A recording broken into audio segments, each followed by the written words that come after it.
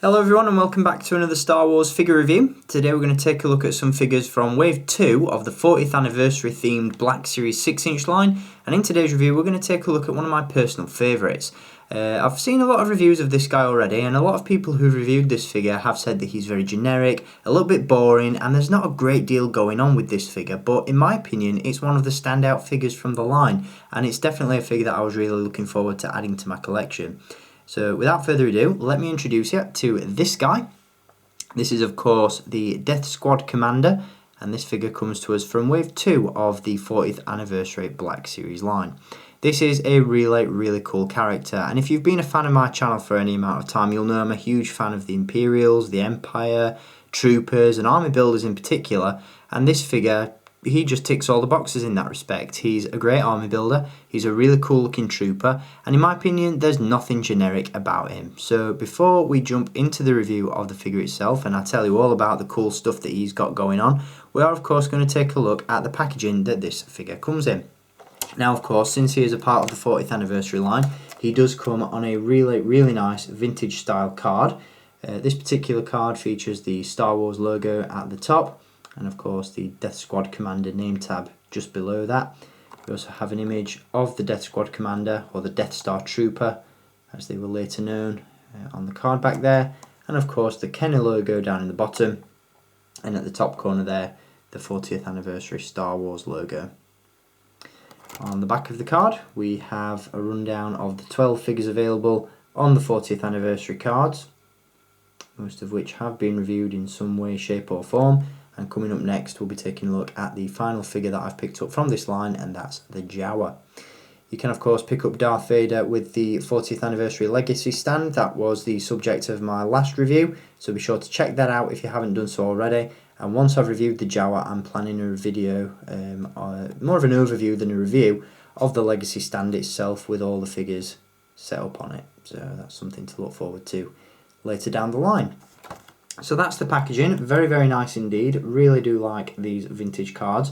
One thing to point out about this particular figure, and most of the Death Star Troopers or Death Squad Commanders that have been released over the years, is the fact that the figure that's inside the bubble looks nothing like the figure on the card back. Not only is the head sculpt on the figure based on what appears to be a much younger man, but a lot of these accessories are missing. You'll see this cable hanging from the helmet, you've got this headgear on underneath the helmet itself, a comlink there. None of that is apparent on this figure, and I'm a little bit disappointed by that. I honestly thought that Hasbro may have gone back and revisited this figure and made him accurate to the image on the card, but beggars can't be choosers. I'm still happy with what we've got, but those added details would have been really nice.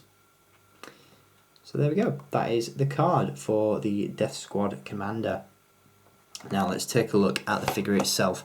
As I said, I absolutely love what Hasbro have given us here. This is an absolutely fantastic figure. Everything about it, again, ticks all the boxes in terms of a standout Black Series figure and an army builder as well. This is a great addition to the collection, a really nice background character for all your Imperial dioramas and displays, and I just really like it. I've always been a fan of this trooper design. Ever since these guys popped up in one of my earliest Star Wars childhood memories, and that's playing the Jedi Knight or Dark Forces video games. These guys popped up as the Imperial Navy Commanders, I believe. And I've just always loved the design of these characters ever since. Obviously seen them in the movies, all that sort of stuff. I just love the way that these figures and these characters look. So I've made an effort to pick up every version of this guy that's been released so far. The only one that evades me at the minute is the original vintage release with the grey jumpsuit, but that's not something that I'm in a rush to pick up. But this figure definitely was at the top of my wants list, and I'm really glad that I managed to pick him up.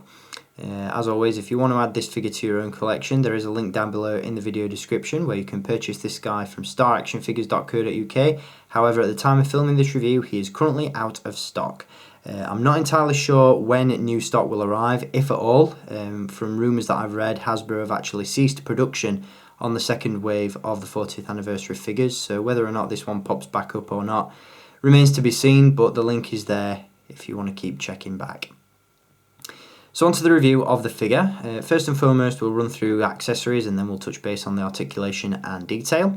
Firstly, he does have, of course, a removable helmet, which looks very nice. Once again, always like these helmets, as weird as they look. And one thing that I've noticed with this sort of upscaled version is the amount of influence that this helmet had on characters such as Agent Kallus in Star Wars Rebels.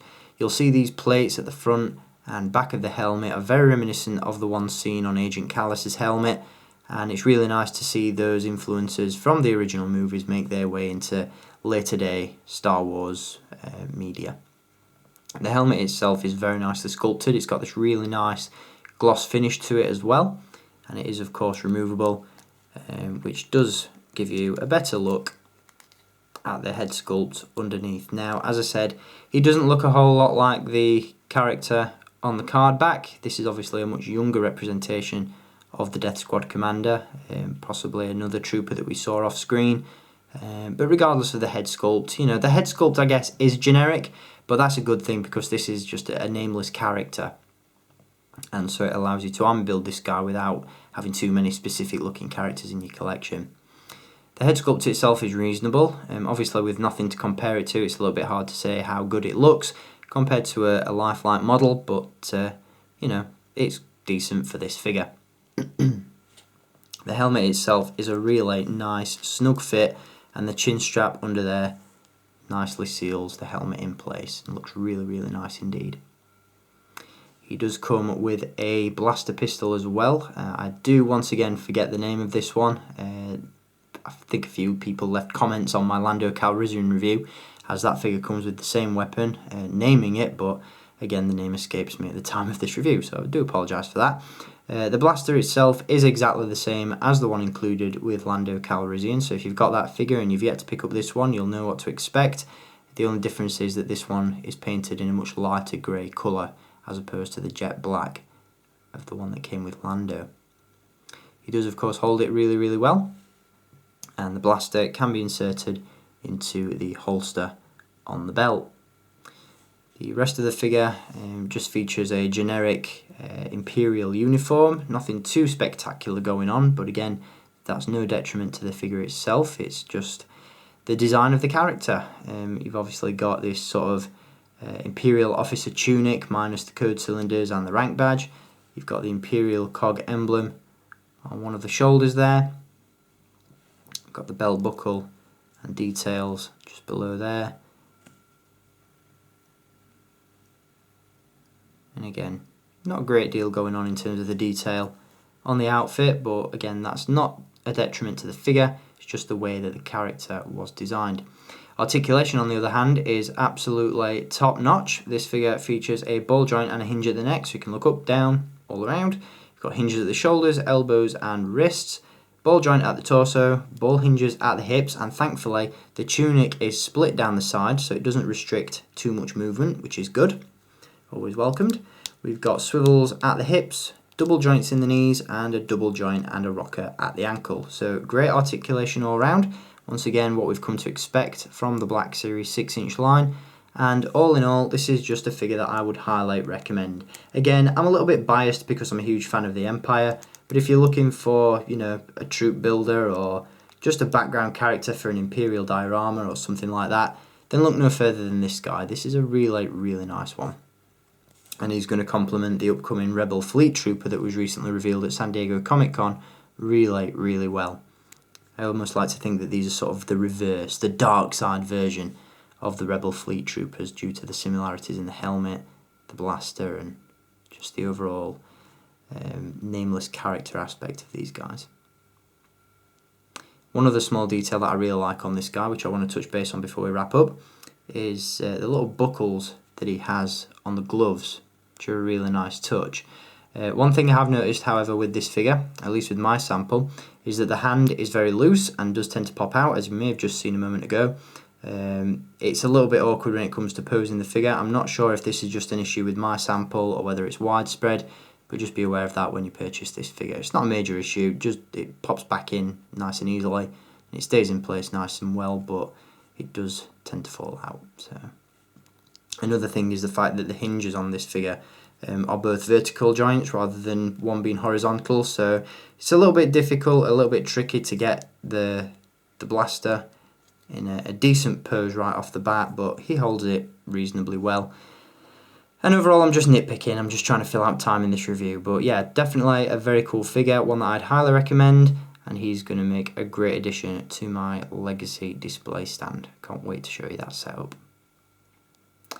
So that is going to do it for the Death Squad Commander from the Black Series 6-inch line. Once again, another standout figure from the 40th anniversary collection.